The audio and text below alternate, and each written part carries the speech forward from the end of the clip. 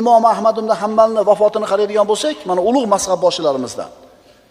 Ana shu dunyodan uzilib oxiratga ko'chadigan vaqti yaqin bo'lganida yotib uxlab qoladi, 1 soat, 2 soat yotadida o'ziga keladi.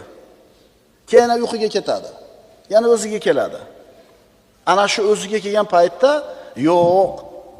yo'q, hali yo'q deydi-da, uyquga ketadi. Yana ozgina turib o'ziga keladi, uyg'onadi.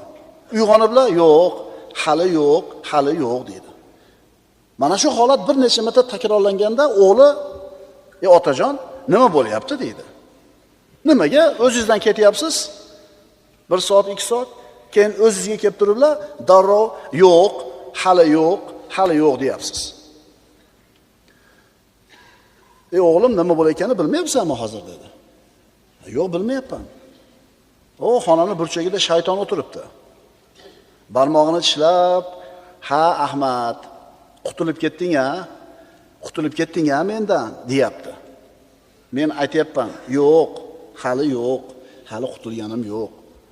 Bu kishi ana shu Mu'tazililarga qarshi turgan ahli sunnatning ulug' imomlaridan. Juda ko'p qiyinchilikka, mashaqqatga, azoblarga qolgan kishi. Ahli sunnaning e'tiqodini mahkam himoya qilib turgan kishi. Shuncha imtihon qiyinchiliklardan o'tib bo'lib turib, yana qo'rqib turibdi. Hali jonim turibdimi tanimda? Sendan qutulganim yo'q hali. Hali u fitnadan omon bo'lganim yo'q deb aytayapti. Tushunarlimi? Yo garantiya bormi imom bilan ketishimizga?